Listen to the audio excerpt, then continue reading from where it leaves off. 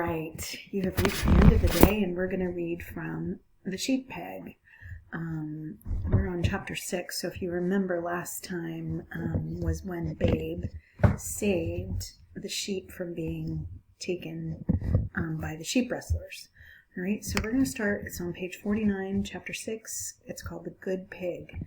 Now, you may draw while I read if you like, but remember the rules. We're going to draw about the book. We're not going to draw random things because I want to just make sure that you're concentrating and thinking about the book.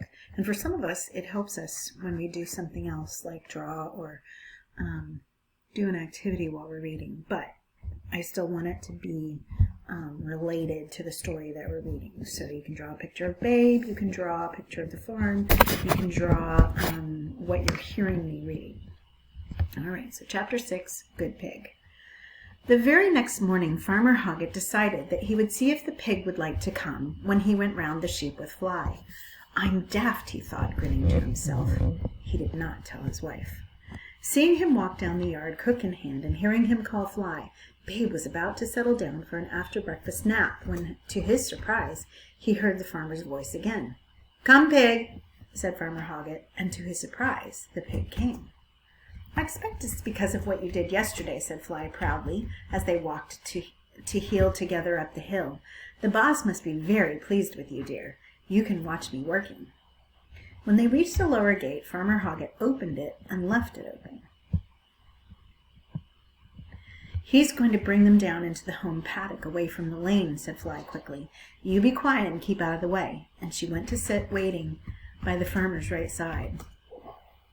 "Come by," he said, and Fly ran left up the slope as the ship began to bunch about above her. Once behind them, she addressed them in her usual way, that is to say, sharply. "Move, fools," she snapped. "Down the hill, if you know which way down is." But to her surprise, they did not obey. Instead, they turned to face her, and some even stamped and shook their heads at her, while a great chorus of bleating began. To Fly, sheep talk was just so much rubbish, to which she never paid any attention, but Babe, listening below, could hear clearly what was being said, and although the principal cry was the usual one, there were other voices saying other things. The contrast between the politeness with which they had been treated by yesterday's rescuer and the everlasting rudeness to which they were subjected to by this or any wolf brought the mutinous thoughts into the woolly heads, and words of defiance rang out. "You got no manners! Why can't you ask nicely? Treat us like muck, you do," they cried, and one hoarse voice, which the pig recognized, called loudly, "We don't want you, Wolf. We want Babe." Whereupon they all took it up. "We want Babe," they bleated. "Babe, Babe, Babe!" Thus, behind pushed at those in front. Those behind pushed at those in front, so that they actually edged a pace or two nearer the dog. For a moment it seemed to Babe that Fly was not going to be able to move them, that she would lose this particular battle of wills, but he had not reckoned with her years of experience. Suddenly, as quick as a flash, she drove in on them with a growl, and with a twisting leap sprang for the nose of the foremost animal. Babe heard the clack of her teeth as the ewe fell over backwards in fright, a fright which immediately ran through all. Defiant no longer, the flock poured down the hill, Fly snapping furiously at their heels, and surged wildly through the gateway. "No manners, no manners, no manners!" they cried. But an air of panic ran through them as they realized how rebellious they had been. How the wolf would punish them! They ran helter-skelter into the middle of the paddock and wheeled as one to look back, ears pricked, eyes wide with fear. They puffed and blew, and Ma's hacking cough rang out. But to their surprise, they saw that the wolf had dropped by the gateway, and that after a moment the pig came trotting out to one side of them. Though Farmer Hoggett could not know what had caused the near revolt of the flock, he saw clearly that for some reason they had given Fly a hard time, and that she was angry. It was not like to her to gallop sheep in that pell-mell fashion.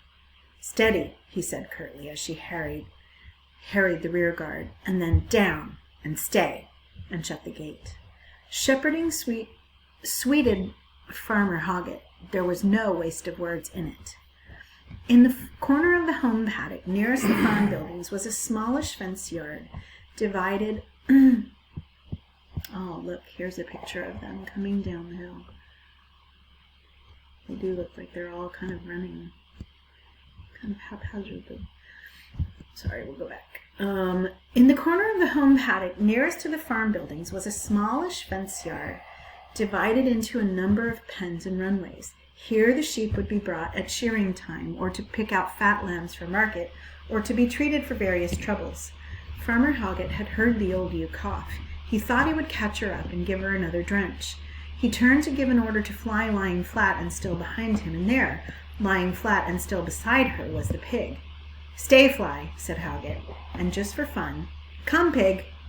Immediately Babe ran forward and sat at the farmer's right, his front trotters placed neatly together, his big ears cocked for the next command.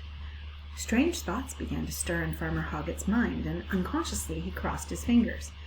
He took a deep breath, and holding it, "Away to me, Pig," he said softly. Without a moment's hesitation, Babe began the long outrun to the right. Quite what Farmer Hoggett had expected to happen. He would never afterwards clearly remember. What he had not expected was that the pig would run round and round to the rear of the flock and turn to face it and him, and lie down instantly without a word of further command spoken, just as a well-trained dog would have done. Admittedly, with his jerky little rocking horse canter, he took twice as long to get there as Fly would have, but still there he was, in the right place, ready and waiting. Admittedly, the sheep had turned to face the pig and were making a great deal of noise, but then Farmer Hoggett did not know, and Fly would not listen to, what they were saying. He called the dog to heel and began to walk with his long loping stride to the collecting pen in the corner. Out of the middle of the paddock there was a positive babble of talk. "Good morning," said Babe. "I do hope I find you all well and not too distressed by yesterday's experience." And immediately it seemed that every sheep had something to say to him.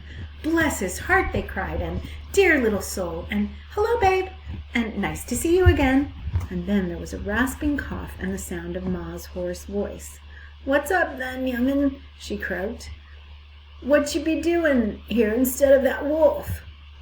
Although Babe wanted literally to keep on the right side of the sheep, his loyalty to his foster mother made him say in a rather hurt voice, "She's not a wolf. She's a sheepdog." "Oh, all right then," said Mom. "Sheepdog, if you must have it. What dost want then?" Babe looked at the army of long, sad faces. "I want to be a sheep pig," he said. "Ha, ha," pleaded a big lamb standing next to Ma. "Ha, ha, ha." "Bide quiet," said Ma sharply, swinging her head to give the lamb a thumping butt in the side. "That ain't nothing to laugh at." Raising her voice, she addressed the flock. "Listen to me, all of yous," she said, "and lambs too.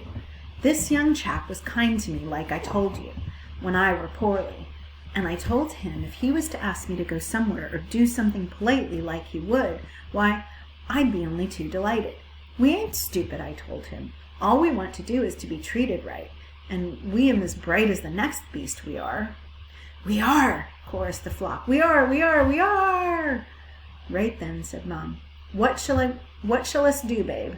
Babe looked across towards Farmer Hoggett, who had opened the gate of the collecting pen and now stood leaning on his crook, Fly at his feet.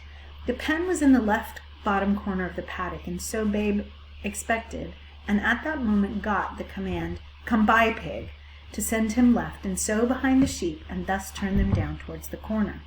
He cleared his throat. "If I might ask a great favor of you," he said hurriedly, "could you all please be kind enough to walk down to that gate where the farmer is standing, and to go through it? Take your time, please. There's absolutely no rush." A look of pure contentment passed over the faces of the flock, and with one accord they turned and walked across the paddock, Babe a few paces in their rear. Sedately they walked, and steadily over the corner, through the gate, into the pen, and then stood quietly waiting. No one broke ranks or tried to slip away. No one pushed or shoved. There was no noise or fuss. From the oldest to the youngest they went in like lambs. Then at last a gentle murmur broke out. Everyone in different ways quietly expressed their pleasure. "Babe," said Fly to the pig, "that was quite beautifully done, dear." Thank you so much, said Babe to the sheep. You did that so nicely. Ta, said the sheep. Ta, ta, ta. 'Tis a pleasure to work for such a little gentleman. And Ma added, You'll make a wonderful sheep pig, young'un, or my name's not Ma. As for Farmer Hoggett, he heard none of this, so wrapped up was he in his own thoughts. He's as good as a dog, he told himself excitedly. He's better than a dog, than any dog. I wonder. Good pig, he said. Then he uncrossed his fingers and closed the gate. All right, that's the end of chapter 6. It's probably about time for you to go home, so I will stop here, and next time we will read chapter 7. All right, what trials? I will put another video on just in case you still have more time, depending on how long the math problems took you. But if not, and this is goodbye for the week, hopefully I will see you on Sunday. Have a great weekend.